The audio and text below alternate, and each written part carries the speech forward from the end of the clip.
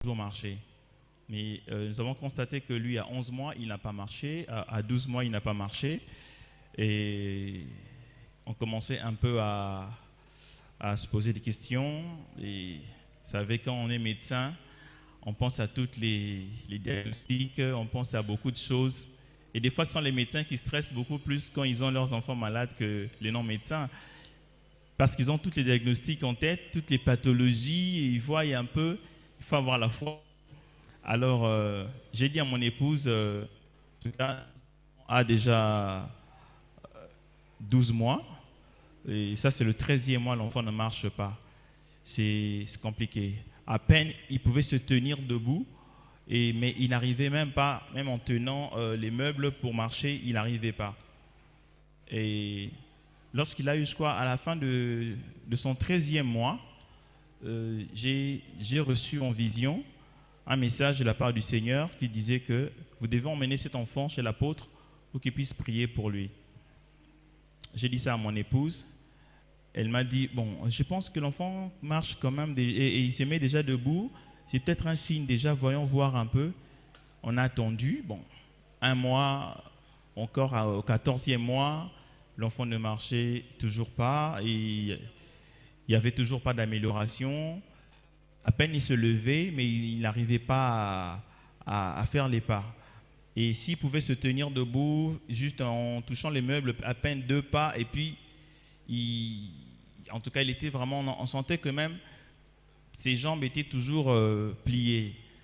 Il ne voulait pas les redresser de lui-même. Même quand il est assis, il ne les redressait pas. Même pour ramper, c'était difficile pour lui. Jusqu'à ce qu'au 15e mois, j'ai dit non, il faut qu'on obéisse à cette voix. Parce que le Seigneur sait pourquoi. Et je suis venu, je voulais voir l'apôtre. Bon, c'est vrai, il était en déplacement, il est revenu. Et un dimanche, j'ai dit non, il faut que je l'emmène au bureau.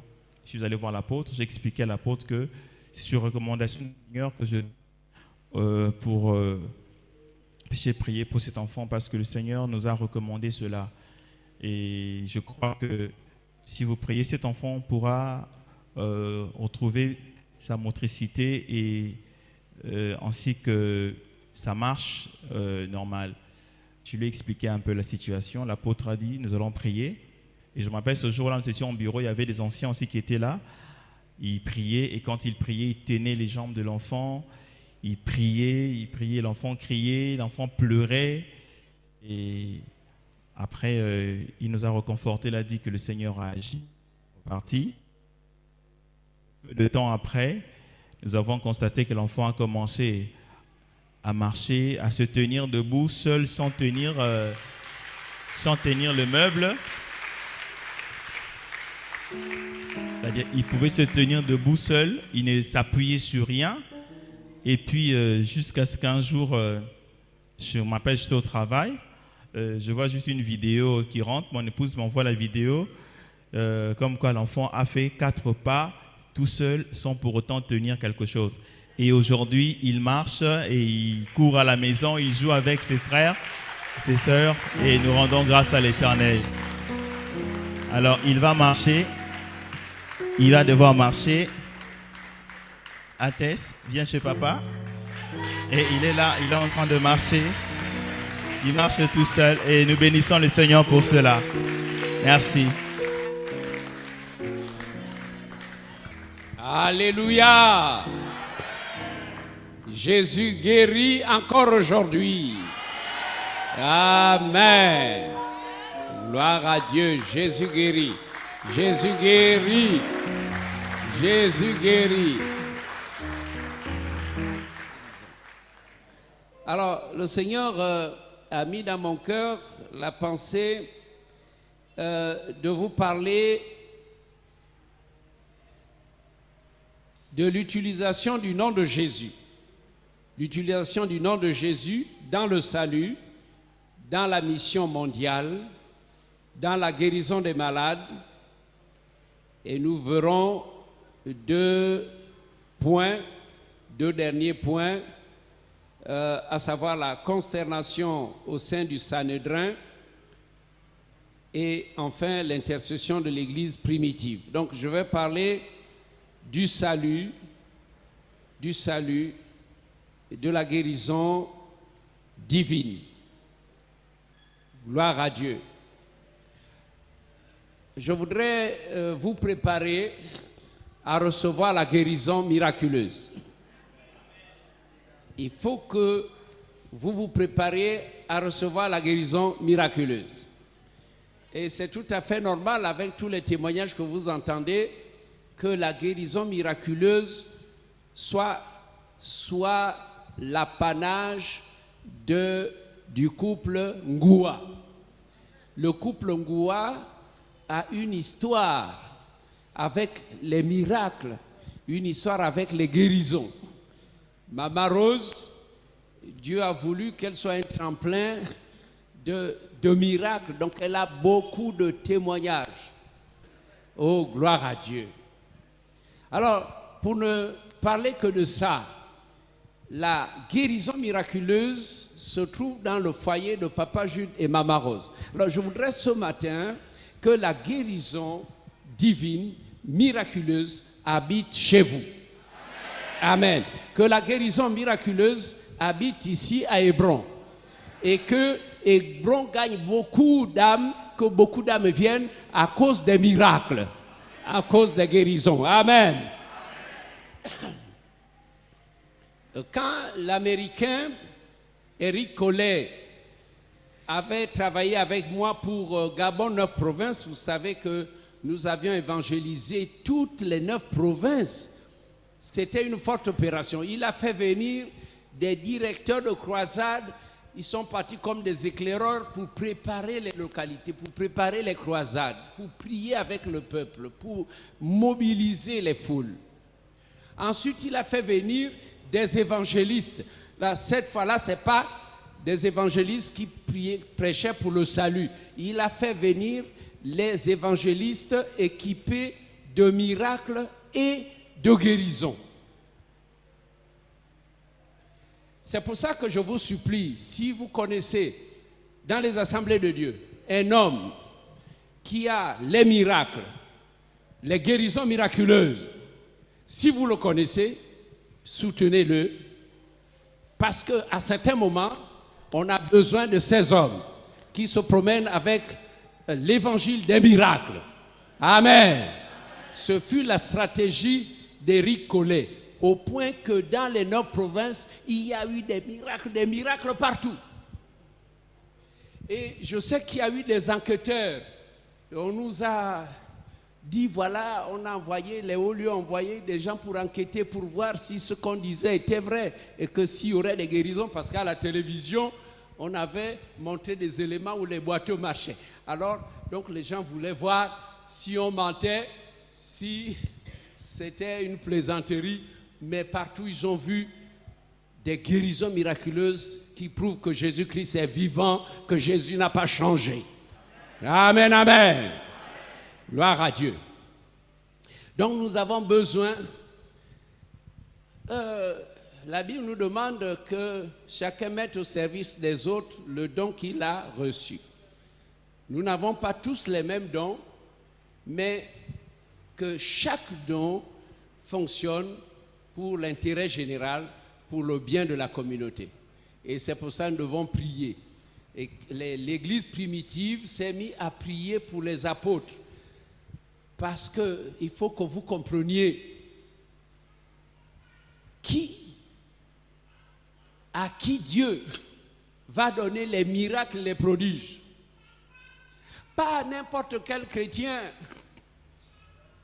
qui va les enterrer dans un tiroir ou qui va fuir ou qui ne supportera pas la prison. Non, il a donné les miracles à ceux qui pouvaient supporter les épreuves. Ils pouvaient être insultés, maltraités. Mais, voyez, parfois dans cette maltraitance, il y a un miracle. Vous êtes enfermé à la prison, il y a un miracle. Les miracles, c'est surtout quand les choses sont humainement difficiles. Alors, le Saint-Esprit ne va pas donner des dons comme ça à un simple chrétien qui dit « Ah, moi j'aimerais. » Tu aimerais faire quoi? Tu vas faire quoi? Donc, ces dons-là, l'Église primitive priait pour les apôtres.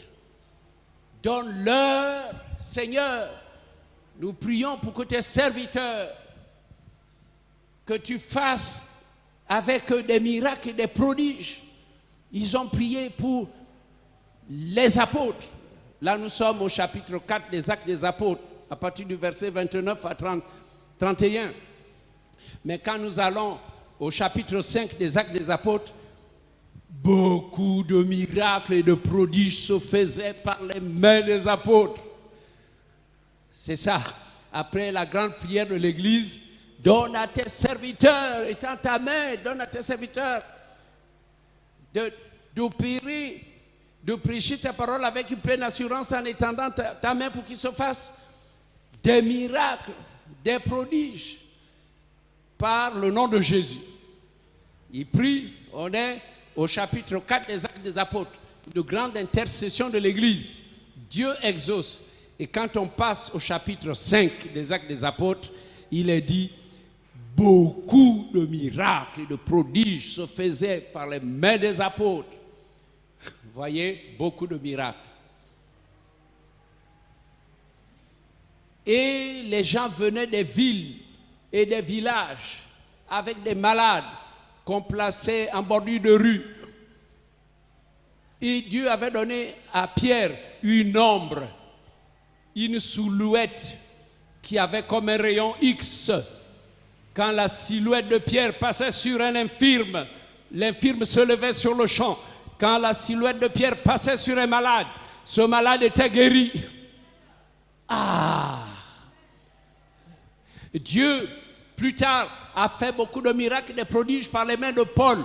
Donc, les mouchoirs qui avaient touché, tu viens avec un mouchoir. Et tu dis, homme de Dieu, attendez, je vais essuyer. Je t'essuie le visage parce qu'il y a la sueur. Quand il part avec ce mouchoir, toucher un malade, le malade est guéri. Parfois, on touchait juste le corps de Paul. Des gens qui avaient la foi, ils allaient toucher le malade qui était paralysé, qui ne pouvait pas marcher. Le malade était guéri. Vous voyez, Dieu n'est pas limité. Amen. Amen. Est-ce que vous croyez que Jésus guérit encore? Amen. Il n'a pas cessé de travailler avec son serviteur Jude Benjamin Goua. C'est parce qu'on ne fait pas beaucoup de campagnes. Il y aurait beaucoup de guérisons. Mais ceux qui sont avisés, les personnes que Dieu envoie au bureau, ils reçoivent la guérison comme le petit. Gloire à Dieu. Alors je voudrais vous édifier pour vous préparer à la grande croisade qui arrive. Vous édifier pour que vous soyez guéris ce matin. Amen, amen. Amen. Oh, gloire au Seigneur. Le nom de Jésus pour le salut et la guérison et l'accomplissement du plan de Dieu sur la terre. J'introduirai en disant que Dieu a fait un grand investissement pour le bien de l'Église. En Jésus-Christ, Dieu nous a tout donné. Ce nom nous a été donné. Il est à nous.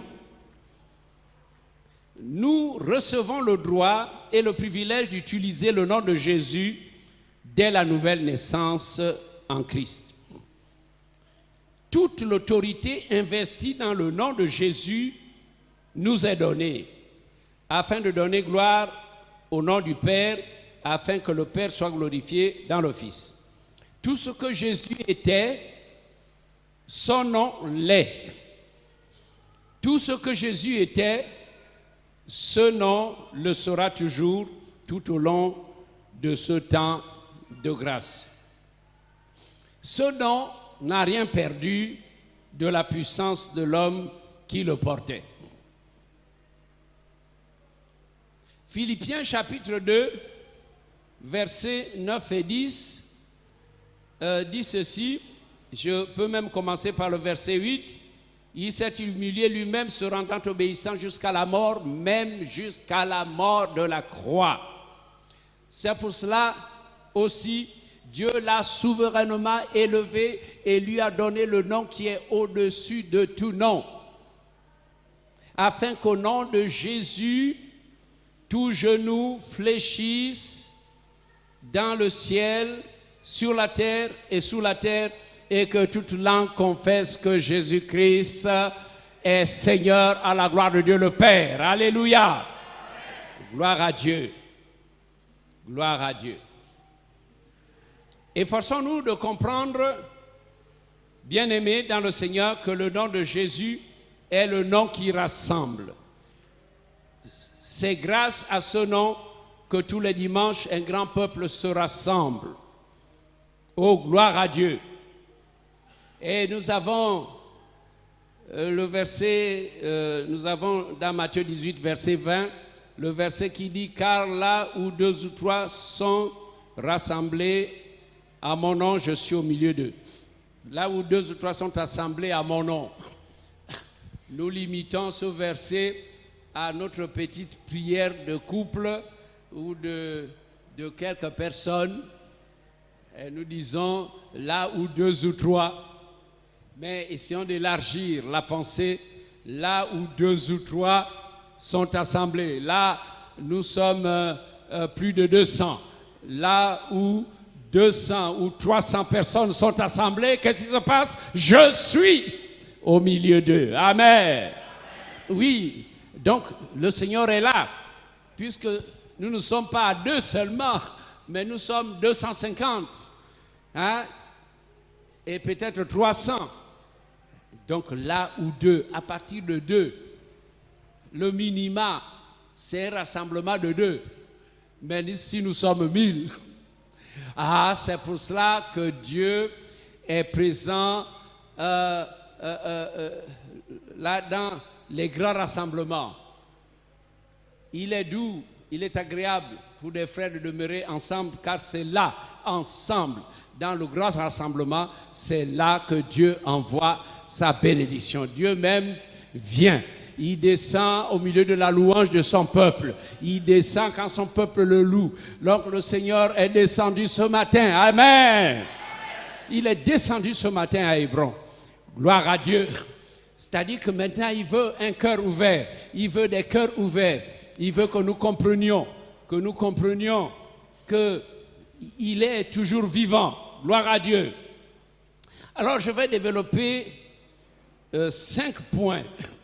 5 points, je commence par l'utilisation du nom de Jésus. Alors, donc, premier point, le nom de Jésus dans le salut. Le nom de Jésus dans le salut. Et qu'on affiche au tableau le acte 4, verset 12. Acte 4, verset 12. Acte 4, verset 12 dit, il n'y a de salut en aucun autre, car il n'y a sous le ciel aucun autre nom qui ait été donné parmi les hommes par lequel nous devions être sauvés. Il n'y a pas un autre nom. Nous devons dire au monde entier qu'il n'y a pas un autre nom pour le salut. Disons aux musulmans qu'il n'y a pas un autre nom. Disons aux pays qui ne croient pas en Jésus, qu'il n'y a pas un autre nom pour être sauvé. Et Jésus lui-même a dit, je suis le chemin, la vérité et la vie. Nul ne vient au Père que par moi. En dehors de Jésus, personne ne peut être sauvé. Aucun autre Dieu ne s'est investi pour le salut. Il y a beaucoup de dieux, les dieux de l'imagination, mais ces dieux ne peuvent sauver personne. Mais Jésus-Christ, on l'a tué, on l'a crucifié, on l'a enseveli, mais le 3e jour, il est revenu en vie, il est ressuscité, parce que la tombe ne pouvait pas le retenir, il est revenu en vie parce qu'il est Dieu. On ne peut pas enterrer un Dieu, on ne peut pas faire disparaître un Dieu. C'est nous qui allons disparaître. Mais Dieu, lui, il ne disparaît jamais. Il est le même hier, aujourd'hui et éternellement. Amen. Proclamons-le partout. Proclamons le nom de Jésus. Oui, l'évangéliste Dag se promène avec le nom de Jésus partout. Je voudrais vous amener à un grand secret aujourd'hui. Je ne sais pas comment vous témoignez. Je ne sais pas comment vous évangélisez.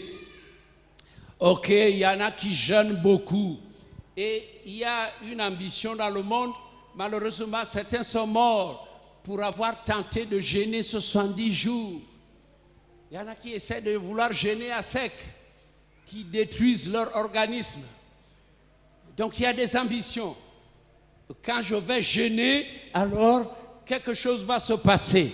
Mais tu le fais pour ta gloire? Non, non, non. Voilà, je rends mon témoignage. J'étais en pleine convention avec les papas. Nous sommes en 1980. En 1980, chiffre rond, à Lambaréné. Et le Seigneur me dit, ok, tu es en pleine convention, mais retire-toi, mon fils. Jeûne pendant 2 jours. Jeûne à sec pendant 2 jours et je te donnerai ma puissance. Les dons de miracles et des prodiges qui m'accompagnent depuis que j'évangélise. Peut-être que cela s'est couché tant que Jude n'a pas d'opération de guérison spéciale comme à Péniel avec les samedis miracles. Jude a arrêté les samedis miracles. Il est président, il a toujours les dossiers, les statuts, mais les dons sont là. Et le Seigneur attend que Jude Benjamin Goua se lève à nouveau pour proclamer l'évangile de la guérison. Amen. Donc les dons sont là. Et ok, j'ai obéi à Dieu. Pendant que les pasteurs étaient au petit déjeuner, je n'étais pas là. Pendant que les pasteurs étaient à midi au déjeuner, je n'étais pas là. Mais le soir, je venais à la réunion. Après, je disparaissais. Il y a une maman qui a dit, mais où est Jude? Donc mon père spirituel, Papa Njonge, a dit, ah, mais laisse Asengon, laisse Jude. Donc le papa a su que Jude était dans la recherche. Pendant 2 jours, Dieu m'a dit, jeûne pendant 2 jours et je te donnerai ma puissance. Je n'ai pas jeûné 40 jours. Je n'ai pas jeûné 70 jours. Et donc je dis, il y en a qui ont des ambitions. Après, la gloire ne revient pas à Jésus, mais à ses efforts. Non, ce n'est pas par la puissance et par la force. Ce n'est pas par ton jeûne.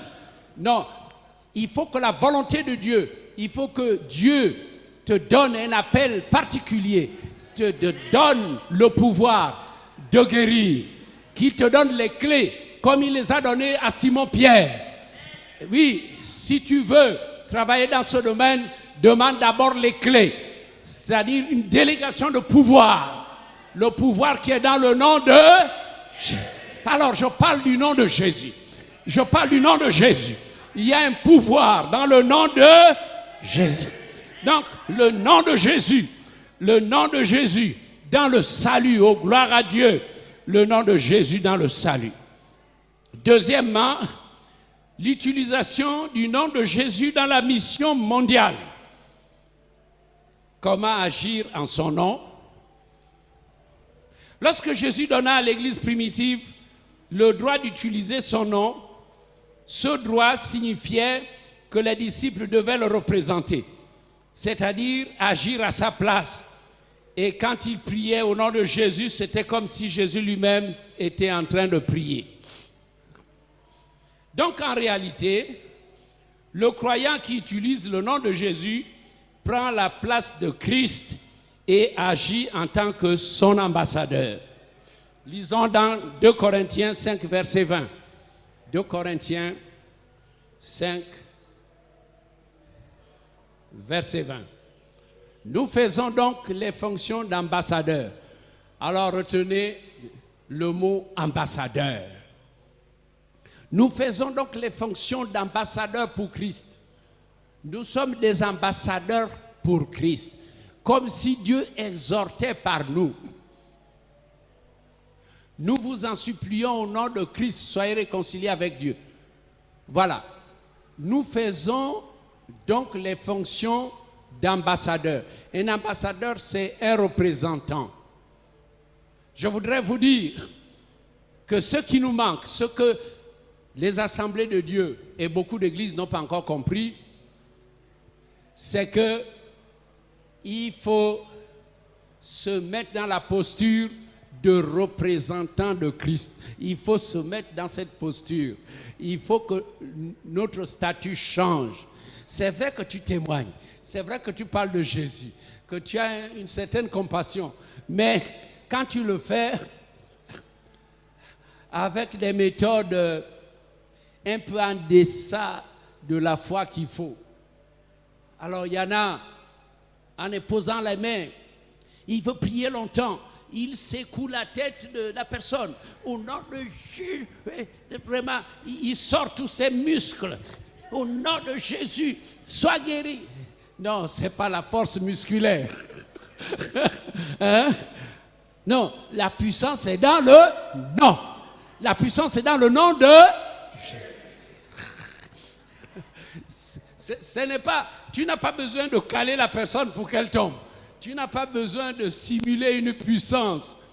Alors, donc, d'autres se sont investis dans une puissance. Non, des choses que moi, vraiment, je suis en colère. Comment voulez-vous que je renverse toutes mes sœurs qui sont assises là? Donc, quand il fait la main comme ça, toute une chorale de 100 personnes est par terre. Quelle est cette onction? Les apôtres n'avaient pas cette onction. Voilà, c'est pour ça que nous devons faire attention. Parce que le Seigneur a parlé des miracles des derniers temps, des faux miracles, des faux miracles. Des miracles qui ne se justifient pas, qui ne donnent pas gloire à Dieu, mais à l'homme. L'homme qui veut qu'on dise qu'il est puissant. Nous n'avons pas besoin qu'on dise qu'on est puissant. Parce que ce n'est pas nous qui guérissons. Ce n'est pas nous, c'est Jésus. Nous, on n'est pas morts. Nous, on ne pouvait pas mourir. Si on m'avait attrapé pour me mettre à la croix, j'allais fuir. Toi aussi, tu ris pour moi. Tu ris pour moi, mais toi aussi, tu allais fuir. Nous allions tous fuir. Nous allions fuir. Vous savez, il y a des disciples qui ont fui. C'était mauvais. Et Pierre a renié. Vous savez, nous, on allait fuir. Mais Jésus est resté là pour être cloué à la croix du Calvaire. Ah, merci Seigneur. Que Dieu soit vraiment loué. Voilà. Alors, nous avons une grande mission. Et dans cette mission, le croyant utilise le nom de Jésus. Donc en réalité, le croyant qui utilise le nom de Jésus prend la place de Christ et agit en tant que son ambassadeur. Voilà. Nous sommes les représentants de Jésus-Christ au Gabon. Nous sommes les représentants du Seigneur Jésus. Et quand quelqu'un se promène avec cette foi, je suis représentant. Quand tu parles aux âmes, tu dis aux âmes d'être sauvées. Quand tu dis sois guéri, tu parles comme ayant reçu le pouvoir. Tu parles étant investi de l'autorité divine, ayant reçu une délégation de pouvoir, ayant reçu la clé. La clé, c'est quoi? C'est un signe distinctif d'autorité. Quand quelqu'un a la clé, il peut ouvrir les portes fermées. Voilà. Donc en réalité, le croyant qui utilise le nom de Jésus prend la place de Christ et agit en tant que son ambassadeur. Ah, il peut dire, j'ordonne que tu sois guéri, j'ordonne que tu sois délivré, j'ordonne que tu sois renouvelé, j'ordonne que par lui et en son nom, tu sois relevé de la poussière.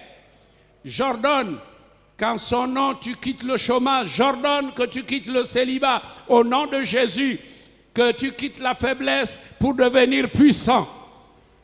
Amen, amen. J'ordonne que tu quittes le célibat. Amen. Amen. Tous les célibataires dites amen, amen. Amen.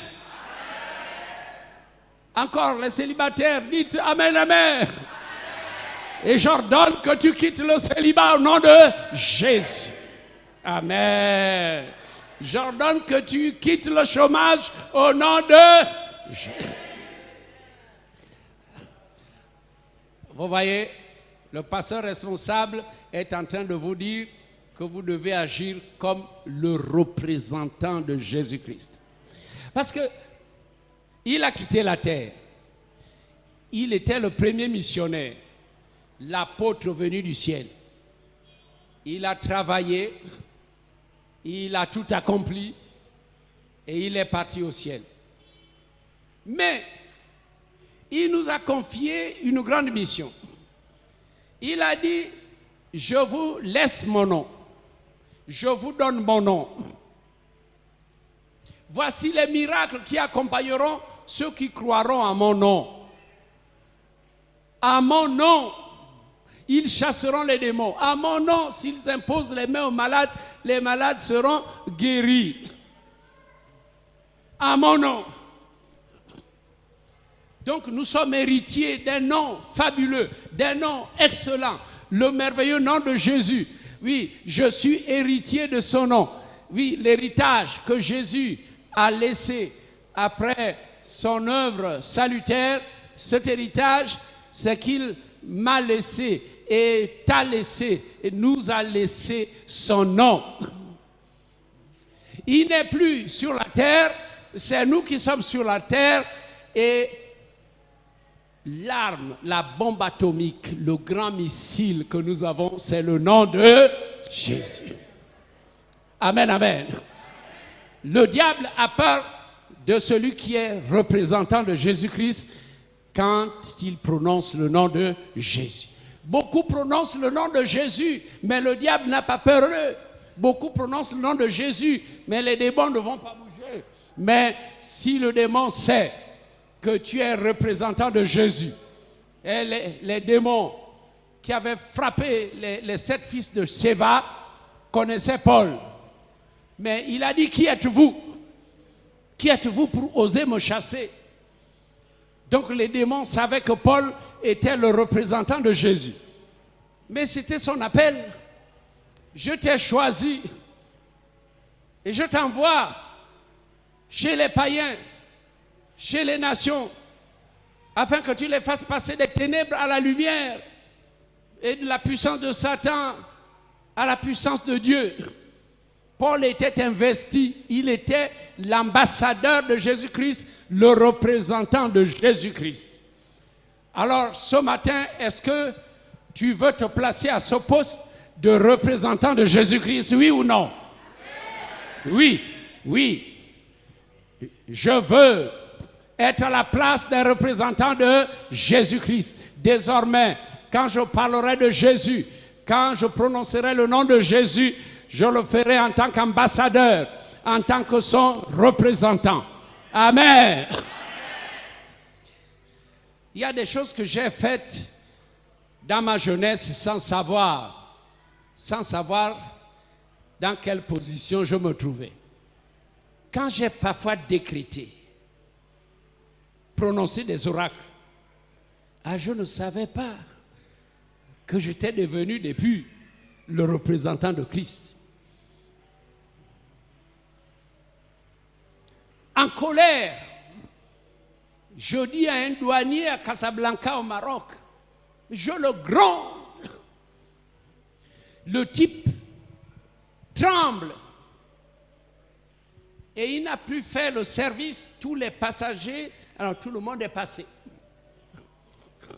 Le bonhomme a beau lui parler gentiment. Je n'entre pas au Maroc, même si j'avais un appareil. C'est la douane qui va me le taxer.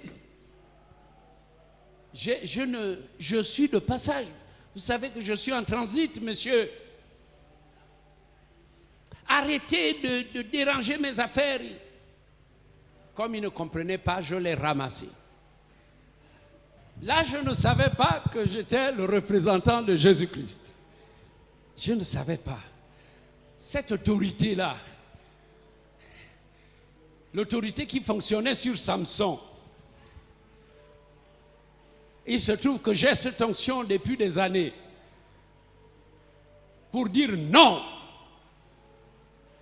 Non, je peux faire tomber une société. Non, je peux relever une économie. Non, je peux arrêter un système. Je ne savais pas que je suis un représentant, mais maintenant le Seigneur m'a fait comprendre que je suis son ambassadeur. Donc, j'ai le pouvoir de celui que je représente. Amen. Alors, je vous dis, placez-vous, mettez-vous à la place de représentant de Jésus-Christ. Quand vous prononcez son nom, alors quand vous prononcez son nom, guérissez vos enfants. Amen. Quand ils sont, guéris ton malade, ton mari quand il est malade. Monsieur, guéris ta femme quand elle est malade. Ouvre les portes qu'on ferme devant toi au nom de Jésus. Oh, gloire à Dieu. Gloire à Dieu. Je vous prépare pour la croisade. Je vous prépare pour la croisade parce qu'il n'y aura pas que l'évangéliste, mais il y aura tous les chrétiens d'Hébron. Ils seront extraordinaires. Amen, amen. Si on vous appelle dans le comité musique, soyez quelqu'un de différent. Si vous êtes dans le comité des conseillers, si vous êtes dans le comité publicité, si vous êtes dans un comité, soyez différent. Là, on a fait de moi, on a dit c'est le patriarche qui est le président du conseil d'administration. Je travaille là de façon tout à fait spéciale. Nuit et jour, je suis en train de regarder, je suis en contact avec le directeur de croisade. Je prépare tout pour voir avec les administrations. Je donne des instructions. Ok, je n'ai pas besoin d'être là tous les jours, mais il y a des gens qui travaillent. Je suis comme à la tour de contrôle. Je suis le représentant du Seigneur Jésus au Gabon. Amen. Amen, amen. Je voudrais que tu te places à ce niveau-là. Quand tu prononces le nom de Jésus, que ce ne soit pas un vain mot. Quand tu prononces le nom de Jésus, le monde des ténèbres doit savoir que là, c'est toute autre chose. Oh oui, là, c'est toute autre chose. Nous devons déguerpir. J'ordonne que tu sois guéri, que tu sois délivré. J'ordonne que tu sois délivré ce matin. J'ordonne que tu sois renouvelé ce matin. J'ordonne par lui et en son nom que tu sois relevé de la poussière. Que là, à ta posture d'indigent, tu es dans la précarité totale. Les choses ne vont pas, tu as du mal à manger. Mais au nom de Jésus, quitte cette position. Que le Seigneur te soulève. Qu'il ouvre une porte, la porte de l'emploi. Qu'il crée des opportunités. Que les choses changent au nom de Jésus. Amen. Je fais venir ton fiancé. Oui, qui n'est pas encore visible. Oui, je commande au nom de Jésus qu'un joli fiancé vienne te demander la main. Amen. Gloire à Dieu. Gloire à Dieu. Et que tu aies bientôt un beau mari. Et que toi, frère, oui, je fais venir ta future épouse. Que tu le vois. Quand elle passera devant toi, elle va briller. Elle va passer devant toi comme une fleur. Et ton cœur va battre au nom de Jésus. Ah, gloire à Dieu, gloire à Dieu, gloire à Dieu, gloire à Dieu, gloire à Dieu. Amen, amen, amen. Amen. Écoutez-moi s'il vous plaît. La simplicité avec laquelle Pierre utilisait le nom de Jésus, tel que c'est écrit dans le livre des Apôtres, nous oblige à croire que Pierre était conscient qu'il agissait à la place de Jésus, avec la même autorité que Jésus avait quand il était sur la terre. Il avait reçu les clés du royaume des cieux, selon Matthieu 15, verset 19. Matthieu 15, verset 19 dit « Je te donnerai les clés. » Mais à la Pentecôte, quand il fut rempli du Saint-Esprit, il a reçu toutes les clés. Les clés du royaume des cieux. Et il se trouve que Pierre devait être un exemple pour les autres. Donc les clés données à Pierre ont été données aussi aux autres apôtres. Les clés données à Pierre, le diacre Philippe va devenir évangéliste parce qu'à la Pentecôte, il était avec les premiers apôtres, Les diacres étaient là, les diacres qui ont été élus parce qu'ils étaient remplis. Ils étaient remplis à la Pentecôte. C'était des hommes pleins de foi, remplis du Saint-Esprit. Mais alors, parmi ces diacres, Philippe avait reçu les clés. Les clés pour s'envoler avec l'évangile, les clés pour quitter le diaconat et devenir un grand évangéliste dans la Samarie. Oui, ce Philippe pouvait être soulevé comme ça, d'une manière mystérieuse. Il quitte le char et il est transporté à 40 kilomètres dans une autre ville. Et à partir de là, il commença une tournée d'évangélisation. Sa femme et les enfants le cherchaient. Où est papa? Papa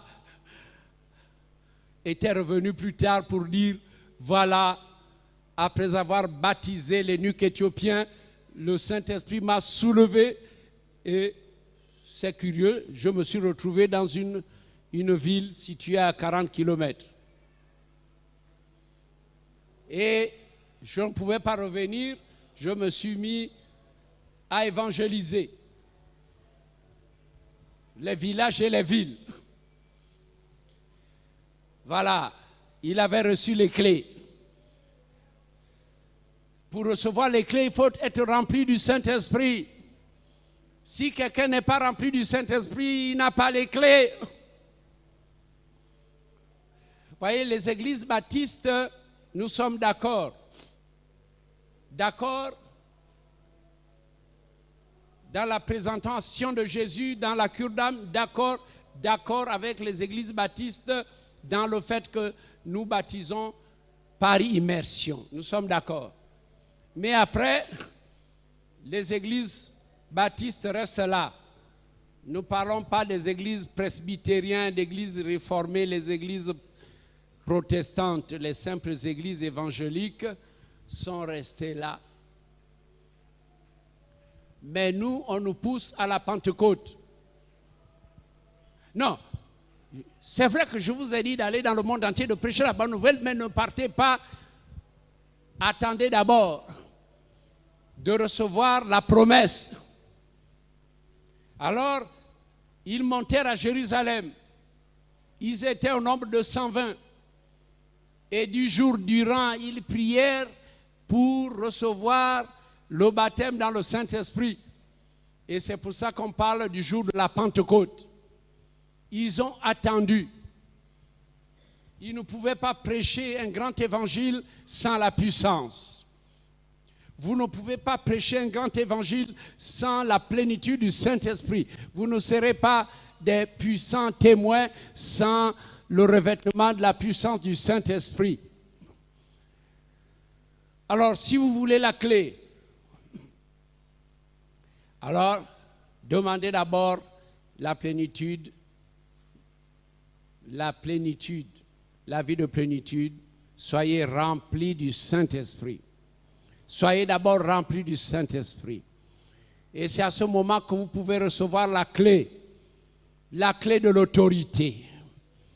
C'est à ce moment que vous serez représentant de Jésus-Christ.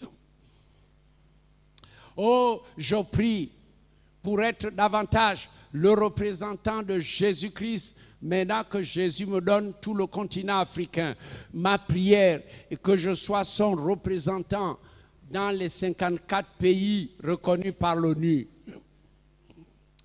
Oui, que je sois le représentant, et car dans mon esprit, ma conviction, c'est de partir partout avec la puissance du réveil, avec l'histoire du réveil, avec, n'est-ce pas, une touche particulière de la puissance de Dieu, puissance des miracles et des prodiges. Je voudrais que cette puissance agisse. Quand le Seigneur voit la foi, il agit. Quand les âmes venaient des villages et des villes avec les malades, comme étaient en bordure de route, Dieu a vu la foi et il a mis quelque chose sur pied. Donc, quand Dieu voit la foi, il travaille avec ses serviteurs. C'est votre foi qui va faire en sorte que le nombre de miracles augmente. Si vous avez la foi ce matin, Dieu va faire des choses ce matin. Amen. Oh, gloire à Dieu. quand je me suis levé à prêcher en Angleterre, comme un homme qui venait d'un pays qui a connu deux réveils, j'ai parlé, j'ai lu dans l'Ancien Testament, j'ai parlé de la mobilisation du peuple de Dieu, ainsi de suite. Et j'ai collé ça au réveil. Quelque chose s'est passé. Pendant que je prêchais, je me suis mis à prophétiser. Frères et sœurs, vous casserez le mur qui est derrière moi. Mais je ne peux pas dire ce matin de casser le mur qui est derrière et d'agrandir votre temple parce que je sais que derrière, il y a des bâtiments. Mais j'étais au micro et je leur dis, vous casserez le mur qui est derrière moi, le mur qui est derrière l'estrade, et vous agrandirez votre temple parce que votre temple va bientôt se remplir. Les âmes viendront de partout.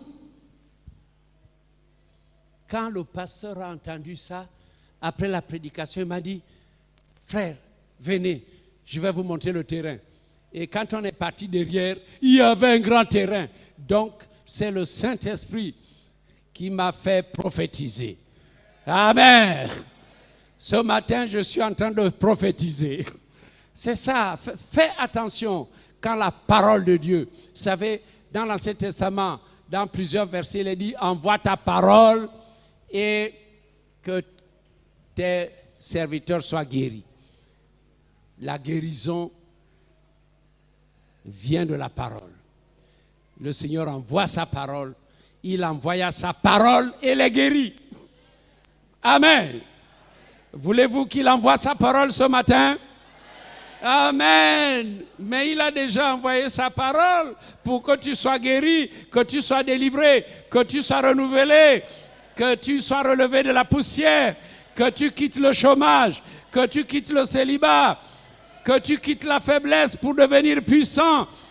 Il a déjà envoyé sa parole. Amen, amen, amen. Le troisième point, c'est le nom de Jésus dans la guérison. Là, nous allons passer dans une sorte d'application. Acte 4, versets 1 à 10. S'il vous plaît, technicien. Acte 4, versets 1 à 10. Acte 3, excusez-moi. Acte 3, versets 1 à 10. Pierre et Jean montaient ensemble au temple à l'heure de la prière. C'était la 9e heure.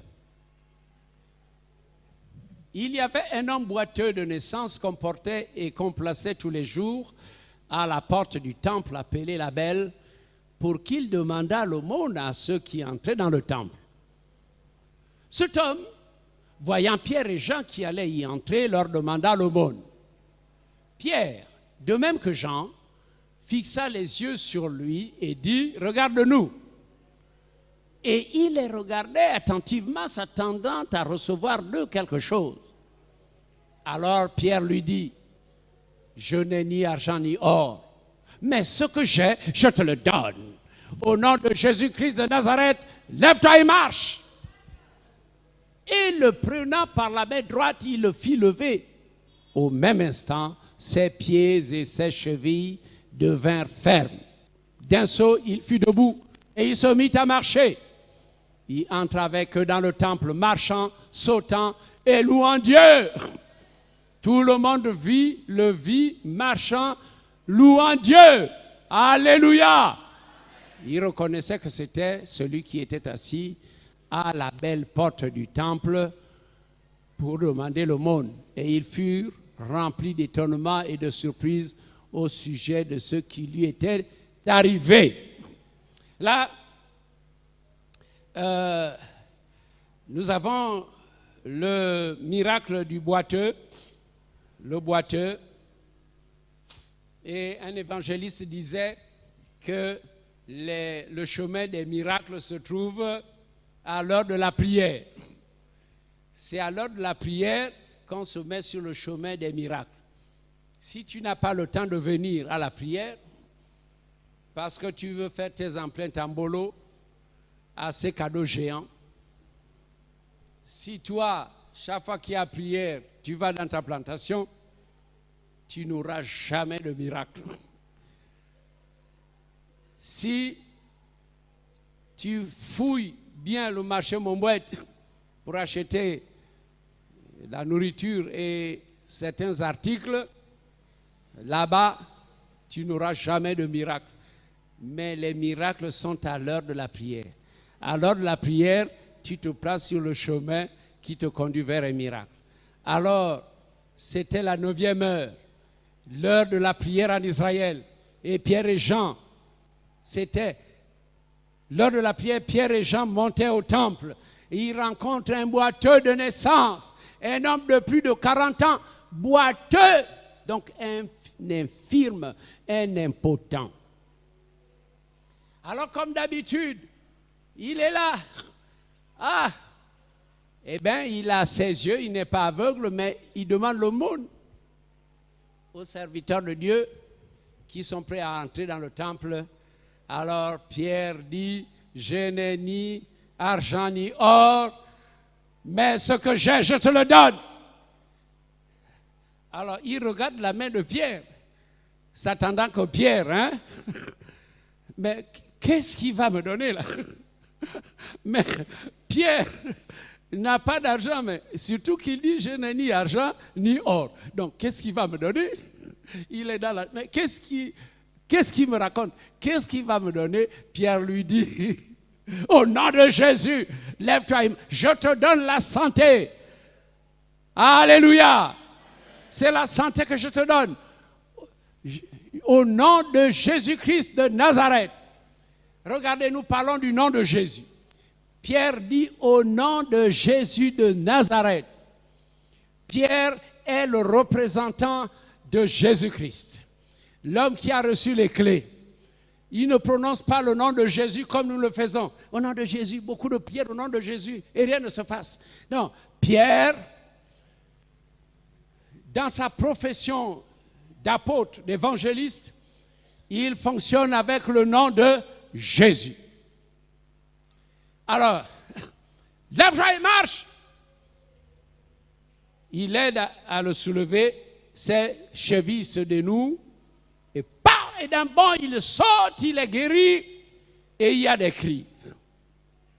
Voilà. Lisons un peu au verset 16. Acte 3, verset 16, s'il vous plaît.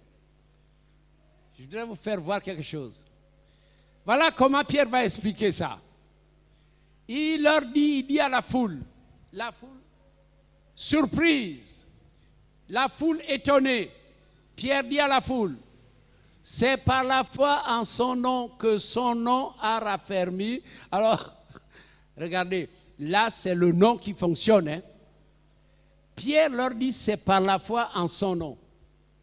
C'est-à-dire que moi j'ai la foi en son nom et le nom de Jésus, c'est le nom de Jésus qui vient d'opérer le miracle. C'est par la foi en son nom que son nom a raffermi celui que vous voyez et connaissez. C'est par la foi en lui qui a donné à cet homme cette entière guérison en présence de vous tous.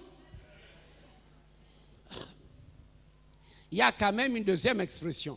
Il y a la foi en son nom. À mon nom, vous chasserez les démons. À mon nom, vous guérirez les malades. À mon nom, vous ouvrirez les portes fermées. Mais il y a une autre expression, la foi en lui. Pierre a d'abord eu la foi en lui. Il était un simple prêcheur dans le grand lac de Galilée. Le lac de Galilée, c'est un grand lac qu'on l'appelait souvent la mer de Galilée. Je connais un lac là-bas, chez moi. Il y a le grand Onangue. Voilà, il y a un grand lac qui est comme la mer. Alors, Pierre était un pêcheur dans ce lac de Galilée. Mais il a cru au Seigneur Jésus. Donc là, il a eu la foi en Jésus. Et nous tous qui sommes là, nous avons déjà eu la foi en Jésus. Nous avons eu la foi en Jésus, mais il faut qu'on passe à la dimension de Pierre pour dire c'est la foi en son nom que le nom a fonctionné. Moi, j'ai compris ça depuis. Il y a deux choses. La foi en Jésus pour être sauvé, mais la foi dans le nom. Ça veut dire que je m'approprie le nom. Je prends autorité dans le nom de Jésus. Je crois que c'est son nom qui agit. Et que je peux jeûner, c'est bien que je jeûne, je dois être rempli, c'est bien, mais pour qu'il y ait des grands miracles, il faut que son nom fonctionne. Parce qu'il a tout mis dans son nom. Il a fait un grand investissement pour le bien de l'Église. Il a mis dans le nom de Jésus tout ce dont l'Église a besoin. Et quand nous chantons le chœur qui dit « En Jésus, Dieu m'a tout donné ». En Jésus, Dieu m'a tout donné. Pardon, paix, joie et sainteté. Et j'ai les plus belles promesses pour ce temps et l'éternité. Quand nous étions à Péniel, une prophétie disait « Je vous ai tout donné ». Dieu parlait à tout le peuple de Péniel, Louis. Et la prophétie disait « Mon peuple, je t'ai tout donné ». Ok. Et je disais « Dieu parle au peuple ». Quand je voyage, je suis à l'étranger, mon serviteur, je t'ai tout donné. Seigneur, mais tu dis que tu m'as tout donné, je suis faible. Hein?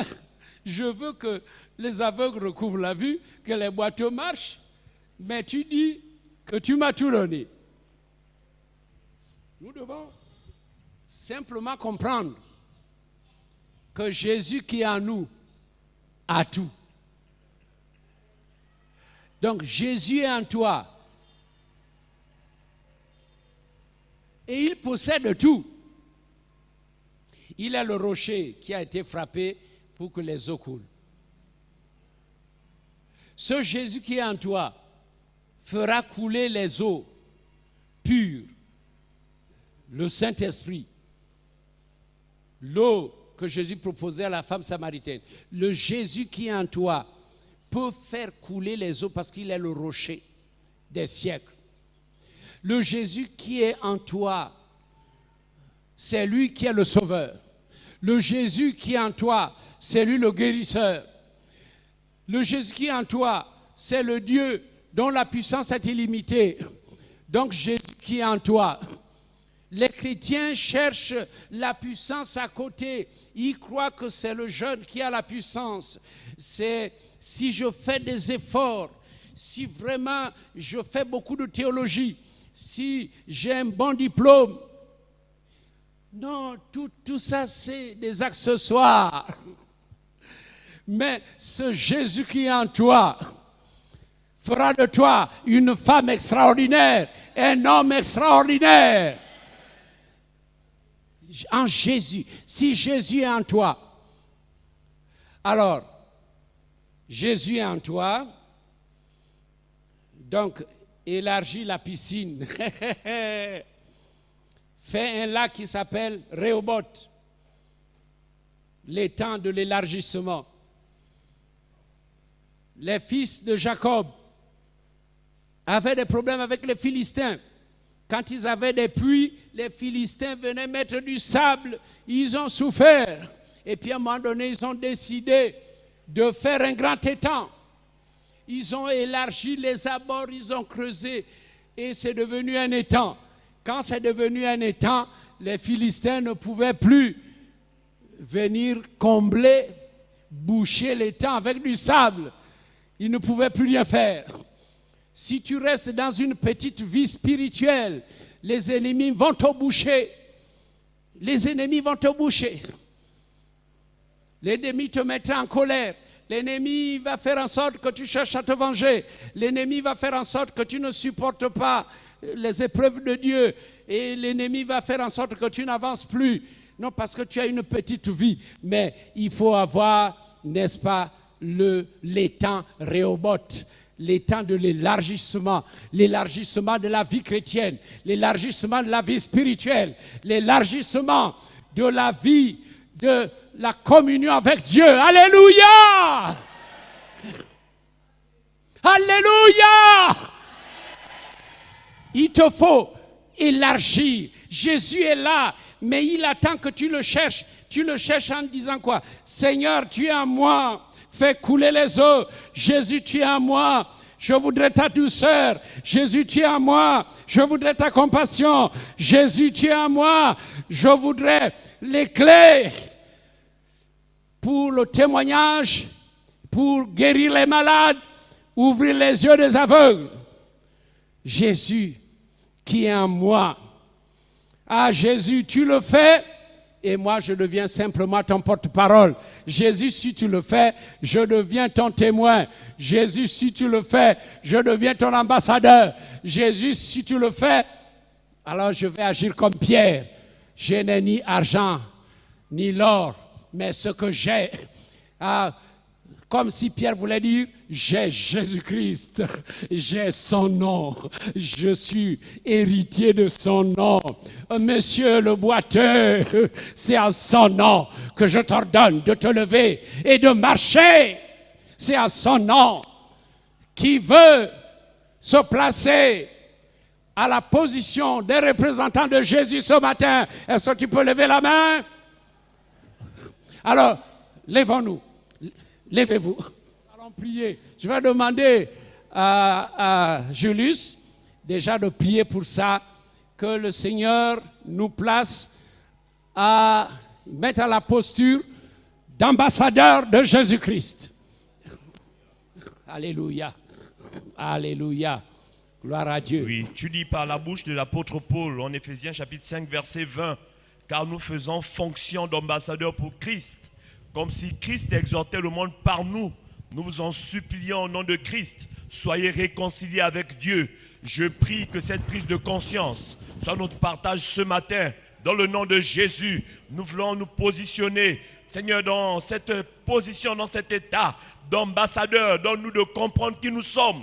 Donne-nous de réaliser qui nous sommes. Je prie que ce matin, une onction spéciale tombe sur chacun de nous, au nom de Jésus, et qu'un réveil se produise dans notre mentalité. Comme Pierre, nous aussi, nous voulons être capables de dire à un boiteux et de le prendre par la main, au nom de Christ, marche, au nom de Christ, lève-toi. C'est la conscience de qui nous sommes qui nous amènera à poser de tels actes. Je prie que la grâce de Dieu abonde ce matin. Seigneur, réveille ton église. Seigneur, réveille ton peuple. Mobilise une armée pour la conquête des nations. Mobilise un peuple d'ambassadeurs pour conquérir l'Afrique, pour conquérir le monde, avec le nom de Jésus, de nos administrations, de nos écoles, de nos familles. Nous voulons des représentants, des dignes représentants pour le nom de Jésus. Que ton onction nous emballe ce matin, au nom de Jésus. Amen. Ah, Seigneur, fais de tes enfants, tous ceux-là qui sont debout, fais d'eux des représentants de Jésus-Christ. Fais d'eux des ambassadeurs. Mets dans leur cœur la conviction qu'ils ne sont plus n'importe qui. Quand ils sont dans leur quartier, oui, Jésus est représenté dans ce quartier. Quand ils sont dans une famille, eh bien, Jésus est représenté dans cette famille. À partir de maintenant, Seigneur, il y a une conviction, oui, la conviction de la foi, l'audace de la foi. Et que lorsque je parle de la part de Jésus-Christ. Lorsque j'ordonne, c'est au nom de Jésus que j'ordonne. Que tous ceux qui sont debout soient bénis ce matin et qu'ils soient positionnés, n'est-ce pas, en tant qu'ambassadeur, en tant qu'ambassadrice, au nom de Jésus. Amen. Veuillez vous asseoir. Veuillez vous asseoir. Je prends quelques minutes pour terminer avec les deux derniers points. Ça va être vraiment bref. Lisons dans Acte 4, versets 17 et 18. Acte 4, versets 17 et 18. Elle m'a donné, ça chauffe. avec les discours de Pierre. D'abord, 3000 s'étaient donnés, mais ils évangélisent, ils prêchent, ils ont tué Jésus. Mais les hommes qui sont restés font comme Jésus. Ils font ce que Jésus faisait. Les malades sont guéris, les boiteux marchent. Oh! Nous, on pensait que cette affaire était classée. Mais ils ont fait marcher un boiteux et là, toute la foule s'est soulevée et les gens croient. Et maintenant, ils sont passés de 3000 à 5000. Alors, je lis maintenant. Mais afin que la chose ne se répande pas davantage parmi le peuple, défendons-leur avec menace de parler désormais à qui que ce soit en ce nom-là, le nom-là. Oui, défendons-leur. Alors, ils leur défendirent absolument, avec menace de parler en ce nom-là. Vous pouvez enseigner les doctrines chrétiennes, mais ne prononcez pas ce nom-là. Est-ce que vous savez que les occultistes ne prononcent pas le nom de Jésus? Ah non, non, non. C'est le nom du vainqueur. Ah oui. Alors, et les ayant appelés, ils leur défendirent absolument de parler et d'enseigner au nom de Jésus. Leur grande peur, c'était la prédication au nom de Jésus. C'est ça qu'ils craignaient. Donc, si nous envahissons nos quartiers, la vie de Libreville du nom de Jésus, on aura peur de nous. Je sais qu'on a déjà peur de nous. Est-ce que vous le savez? Oui. Vous savez, Hébron, c'est un centre de prière. Les femmes viennent prier ici, la jeunesse vient prier ici, les pasteurs viennent prier ici. Donc, ce lieu qui est en centre-ville est un centre de prière et le monde des ténèbres a peur des prières qui montent ici. Et ils ont des plans machiavéliques contre nous, mais ils ne peuvent rien faire. Il y a des choses que je ne peux pas vous dire, qu'on a vues, qu'ils ont voulu faire. Ils ont échoué. Des choses qu'on ne vous a pas dites, hein, pour que vous n'ayez pas peur. Alors, ils veulent nous empêcher de parler au nom de Jésus, mais tout Libreville sera bientôt évangélisé et le nom de Jésus va opérer des miracles et des prodiges. Amen. Le dernier point, c'est Acte 29, verset 30, l'intercession de l'Église primitive. Acte 29, Acte 4 plutôt, verset 29. Alors comme les apôtres étaient menacés, c'était au temps du roi Hérode, il y avait la menace. Le roi Hérode se faisait le plaisir de tuer certains chrétiens et on avait déjà tué Étienne, le diacre Étienne. Et maintenant, on a voulu aussi attraper Pierre pour tuer Pierre publiquement. Mais un ange est entré dans la prison pour faire sortir Pierre. Voilà la prière de l'Église. Et je voudrais que vous priez, que Hébron prie sincèrement et profondément. Et maintenant, Seigneur, vois leurs menaces. Vois comment tes serviteurs sont menacés. Ils étaient emprisonnés, lapidés, à cause des miracles. Seigneur, vois leurs menaces et donne à tes serviteurs d'annoncer ta parole avec une pleine assurance. En étendant ta main pour qu'il se fasse des guérisons, des miracles et des prodiges. En étendant ta main pour qu'il se fasse des guérisons, des miracles et des prodiges par le nom de ton serviteur Jésus. Il y a le nom là, le nom.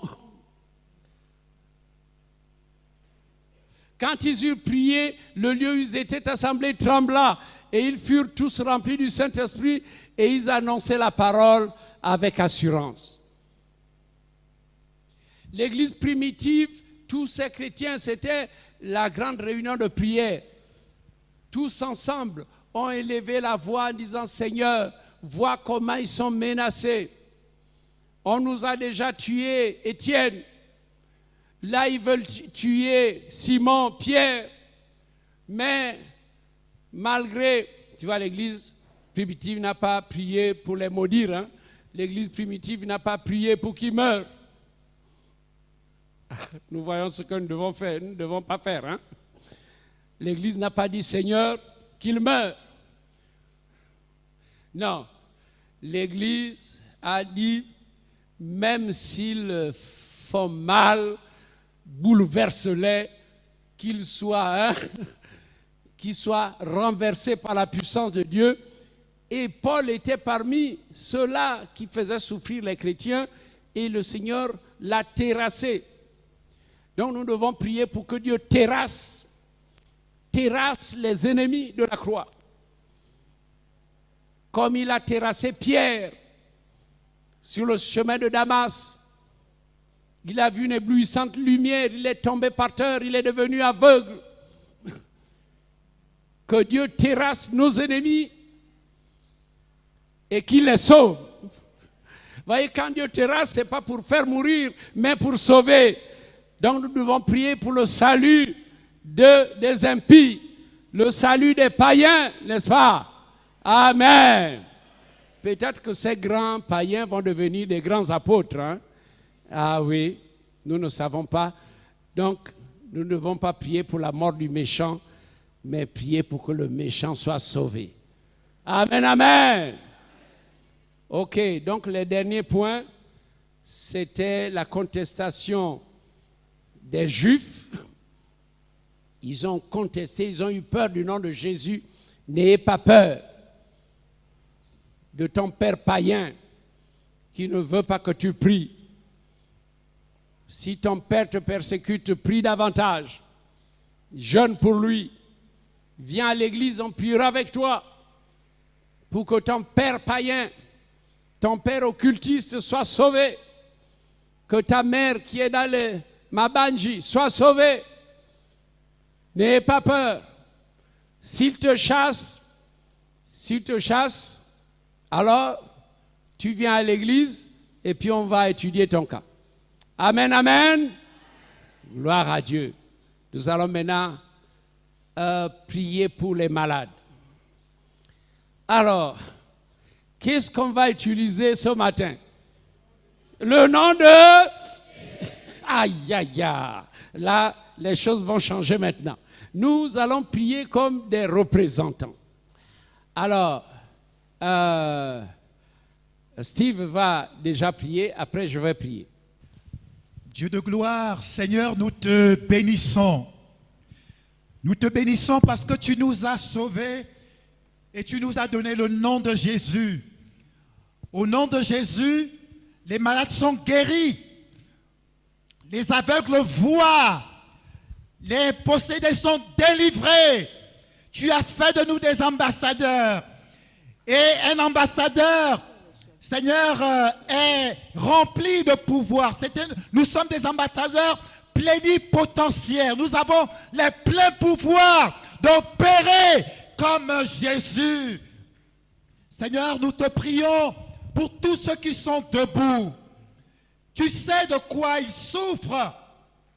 Tu les guéris maintenant au nom de Jésus-Christ, qu'ils recouvrent la guérison.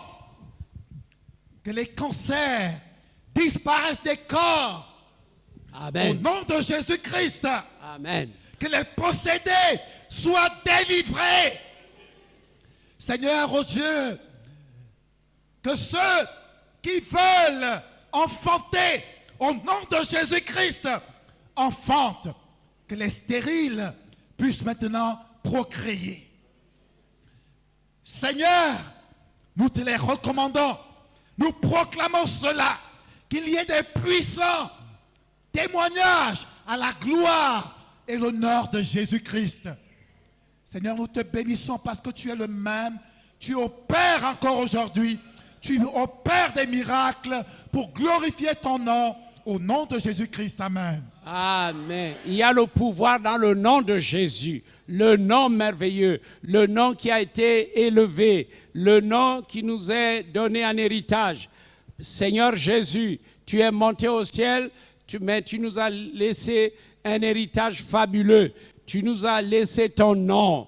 Oui, tu as dit, voici les miracles qui accompagneront ceux qui auront cru. À mon nom, ils feront des choses. À mon nom, ils chasseront les démons. À mon nom, ils prieront pour les malades et les malades seront guéris.